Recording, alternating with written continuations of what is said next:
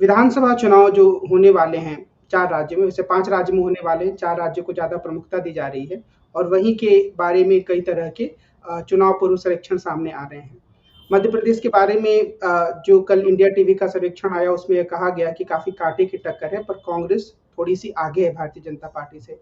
एक और सर्वे आया, लोक पोल करके एक संस्था है, और उसने ये कहा कि जो तेलंगाना है वहाँ पर कांग्रेस जीत रही है, उसको 42 से 44% तक वोट मिलेगा, और जो तेलंगाना की जो बीआरएस पार्टी है, उसको अधिकतम 41% वोट मिलेगा और शायद 41 से 45 के बीच में सीटें मिलेंगी। तो ये जो अलग-अलग तरह के सर्वेक्षण हैं, वो किस तरह का संकेत देते हैं देश की मौजूदा राजनीति के बारे में? देखिए, ये इन सर्वेक्षणों को हम लोगों को एक खास दृष्टि से देखना चाहिए, और वो ये है कि देश की राजनीति फिलहाल ऐसा लग रहा है कि एक नए दौर में उसने प्रवेश पा लिया है। और वो दौर ऐसा है कि इसमें जो विपक्ष की ताकतें हैं, उन ताकतों को हर जगह प्रमुखता मिल रही है। अब आप तेलंगाना से शुरू कीजिए। तेलंगाना में आप देख रहे हैं कि मुकाबला कांग्रेस और भारत राष्ट्र समिति के बीच में है। भारत राष्ट्र समिति सत्ता में है, और यहाँ तक कि तेलंगाना के बनने में उसके नेता चंद्रशेखर राव की प्रमुख भूमिका रही है। उनकी पार्टी का नाम ही तेलंगाना राष्ट्र समिति था, टीआरएस था। बाद में उन्होंने उसे भारत राष्ट्र समिति बनाया, और 2 बार लगातार वो चुनाव जीत चुके हैं और अच्छी तरीके से चुनाव जीत चुके हैं। इस बार जरूर कांग्रेस उन्हें बहुत करारी टक्कर दे रही है, और हो सकता है कि कांग्रेस ये चुनाव जीत भी जाए। जैसा कि आपने सर्वेक्षण बताया, मुझे जो निजी सूत्रों से जो खबरें मिली हैं, वे खबरें भी यही कह रही हैं कि कोई जरूरी नहीं है कि तेलंगाना राष्ट्र समिति लगातार तीसरी बार ये चुनाव जीते। अब आप इस चुनाव पर अगर निगाह डालें तो आप पाएंगे कि इसमें भारतीय जनता पार्टी पहले 2 प्रतियोगियों में कहीं नहीं है। न वो नंबर 1 पे है, न वो नंबर 2 पे है। तो इसका मतलब है वो नंबर 3 पे होगी। तो अगर वो नंबर 3 पे है, तब फिर उसे अगर इस सर्वेक्षण के ऊपर ही जाएं तो कितने वोट मिलेंगे? जब 44% वोट करीब कांग्रेस को मिलते हुए बताए जा रहे हैं और 41-42% भारत राष्ट्र समिति को मिलते हुए बताए जा रहे हैं, तो 84-85% वोट तो ये निबट गए। उसके बाद जो तीसरी शक्ति है, उसके हिस्से में कितने वोट आए? उसके हिस्से में आए 15% वोट, ज्यादा से ज्यादा 20% वोट। इसका मतलब है कि अगर भारतीय जनता पार्टी वहां पर गिनी जाएगी, तो वो न केवल तीसरे स्थान पर गिनी जाएगी, बल्कि वो तीसरा स्थान दूसरे से भी बहुत दूर होगा। ये चीज थोड़ी भाजपा के लिहाज से ताज्जुब में डालने वाली है, इस लिहाज से कि भाजपा ने पिछली बार लोकसभा चुनाव में तेलंगाना में 4 लोकसभा की सीटें जीती थी, यानी तेलंगाना में उसका आधार है। और आंध्र प्रदेश और तेलंगाना, जो पहले संयुक्त आंध्र प्रदेश था, उसमें ऐसा माना जाता है कि राष्ट्रीय स्वयंसेवक संघ ने और भाजपा ने पिछले 5 साल में काफी काम किया है। काम मीन्स सांगठनिक प्रचार प्रसार की कोशिश की है। सवाल ये है, वो काम कहां चला गया? उस काम का असर इन चुनावों में क्यों नहीं दिख रहा है? इसका एक बड़ा कारण तो यह है कि चंद्रशेखर राव ने पिछले 6 महीने में वहां पे स्थानीय भाजपा को काफी अपनी राजनीतिक चालों के जरिए तोड़ फोड़ दिया है, और ये चीज नरेंद्र मोदी को पता है कि इन्होंने काफी भाजपा के सांगठनिक आधार को नुकसान पहुंचाया है।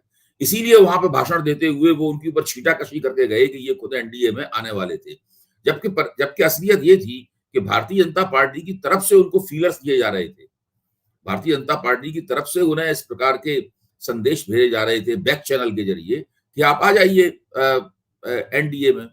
और इस तरह के मजबूत क्षेत्रीय शक्तियों के एनडीए में इस वक्त बहुत जरूरत है, क्योंकि एनडीए में जो मौजूदा भाजपा के अलावा दूसरी पार्टियां हैं, वो तो उनकी इतनी खराब हालत है कि वो, मुझे नहीं लगता कि अगले लोकसभा चुनाव में वो 10-15 कुल मिला सारी मिला के 10-15 सीटें भी जीत पाएंगी। वो भाजपा को चुनाव जिताने में मदद तो कर सकती है विभिन्न सीटों पे, कहीं कहीं उनकी बिरादरियों के वोट भाजपा उम्मीदवारों के वोटों में इजाफा कर सकते हैं, लेकिन खुद वो कितना जीतेंगी, इसके ऊपर एक बहुत बड़ा सवालिया निशान है। इसीलिए जो राष्ट्रीय जनतांत्रिक गठजोड़ है, एनडीए है, वो पूरी कोशिश कर रहा है कि वाईएसआर रेड्डी कांग्रेस के उसके साथ अच्छे संबंध हो जाएं, भारत राष्ट्र समिति के उसके साथ अच्छे संबंध हो जाएं, बीजू जनता दल के उसके साथ अच्छे संबंध हो जाएं, तो ताकि अगर ऐसी कोई जरूरत पड़ती है तो ये पार्टियां जो सीटें जीतेंगी वो लोकसभा चुनाव के बाद में भारतीय जनता पार्टी की बहुमत की जुगाड़ करने में मदद कर सकें। लेकिन जो राजनीति ने जो मोड़ लिया है नया, जिसकी मैं देख रहा था, जिस परिप्रेक्ष्य में हमें इस चुनाव को देखना चाहिए, वो मोड़ हमें ऐसा कोई सुराग नहीं देता कि भारतीय जनता पार्टी को अपने इन प्रयासों में कोई बहुत बड़ी कामयाबी मिलने वाली है। क्योंकि अगर भारतीय जनता पार्टी को पूर्ण बहुमत प्राप्त हो गया तो भाजपा को इनकी जरूरत नहीं मिलेगी, जरूरत नहीं पड़ेगी। तो भाजपा जो मौजूदा एनडीए से ही अपना काम चलाएगी। फिर इन संगठनों की गरज होगी कि वो सत्तारूढ़ भाजपा से और एनडीए से जुड़े या न जुड़े। लेकिन अगर भाजपा को बहुमत से कम सीटें प्राप्त हुई तो ये तमाम क्षेत्रीय शक्तियां इनके विकल्प दोनों सिरों पर खुल जाएंगे। फिर ये सोचेंगी कि भाई भाजपा के साथ जाएं या ना जाएं, या फिर जो पार्टी आगे निकल गई है, इसने भाजपा को घटा दिया है, उसके साथ जुड़ने की कोशिश करें, क्योंकि वहां और बहुत सी क्षेत्रीय शक्तियां उन्हें सत्ता में हिस्सेदारी करने की कोशिश करते हुए दिखेंगी। तो तेलंगाना की तो ये स्थिति है। जहां तक मध्य प्रदेश का सवाल है, मध्य प्रदेश से भी दो तरह की खबरें आ रही हैं। एक खबर तो यही है, जैसी कि आपने बताई, कि वहां पर कड़ा मुकाबला है और उस मुकाबले में कांग्रेस जरा सी आगे है, यानी कांग्रेस को हल्की सी बढ़त है। आगे क्या होगा, जैसे जैसे चुनावी मुहिम आगे चलेगी पता नहीं है, लेकिन उम्मीद ये की जाती है इसके पास हल्की सी बढ़त होती है, वो थोड़ा और आगे बढ़ती है। लेकिन एक दूसरी खबर भी आ रही है वहां से, कि वहां भारतीय जनता पार्टी बहुत बुरी पराजय की तरफ बढ़ रही है।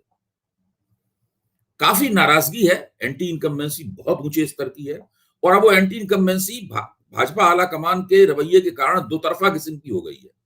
पहली तो ये है कि 18-20 साल की भाजपा सरकार है, उसके खिलाफ एंटी इनकम्बेंसी है ही, और दूसरी एंटी इनकम्बेंसी उन्होंने जो मौजूदा मुख्यमंत्री हैं शिवराज सिंह चौहान, उनके साथ जो बदसलूकी की जा रही है, नित्य प्रति उनका जो अपमान किया जा रहा है, उनको बिल्कुल अकेला छोड़ दिया गया है। वो प्रधानमंत्री के साथ मंच पर भी गुमसुम ऐसे खड़े रहते हैं जैसे कोई उनके साथ ना हो।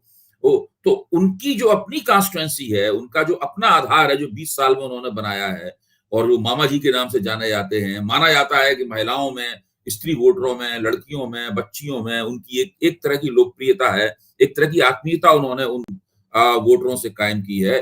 तो उनके अंदर भी नाराजगी है कि मामा जी की लगातार उपेक्षा हो रही है, और मामा जी का जो अपना कार्यकर्ता आधार है, वो कार्यकर्ता आधार भी इस बात से काफी नाखुश है।